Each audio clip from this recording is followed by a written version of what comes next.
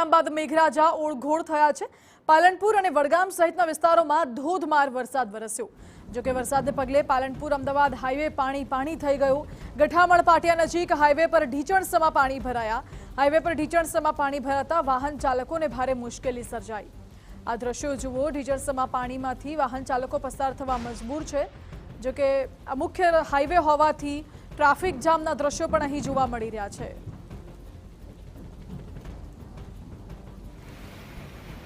उत्तर गुजरात मध्य गुजरात ने जोड़तो पालनपुर अमदावाद हाईवे है, ज्यां ढीचणसमा पानी भराया है। आवा पाणीमांथी वाहन चालको पसार थवा मजबूर है।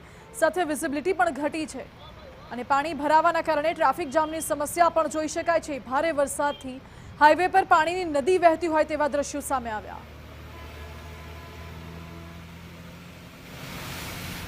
બનાસકાંઠામાં સાર્વત્રિક મેઘમહેર થઈ છે। 1 કલાકમાં 2 ઇંચથી વધુ વરસાદ વરસી ચૂક્યો છે। પાલનપુર અને વડગામ પંથકમાં આ વરસાદી મુશ્કેલીઓ સર્જી છે। આ જે દ્રશ્યો છે એ પાલનપુર અમદાવાદ નેશનલ હાઈવેના છે।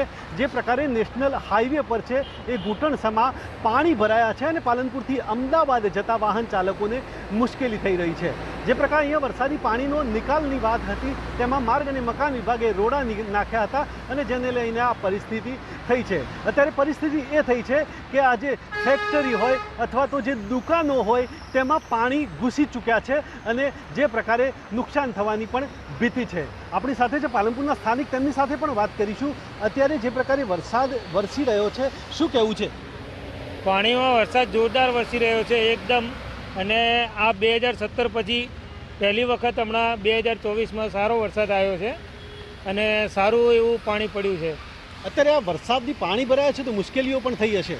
હા, મુશ્કેલીઓ બહુ થઈ છે। હમણાં આગળ ગાડીઓ અને બાઇકો તણાઈને પણ ગયેલા છે અને બહુ જબરજસ્ત વરસાદ પડ્યો છે। તો જે પ્રકારે અહીંયા મુશ્કેલીઓ પણ વરસાદને કારણે વધી છે। વડગામનો નેશનલ હાઈવે નંબર 38 છે એ પણ બંધ જેવી હાલતમાં થયો છે। ત્યારે આવનારા સમયમાં પણ ભારે વરસાદની શક્યતા છે અને મુશ્કેલીઓ વધી શકે છે। અતુલ ત્રિવેદી, TV9 બનાસકાંઠા। તો આ તરફ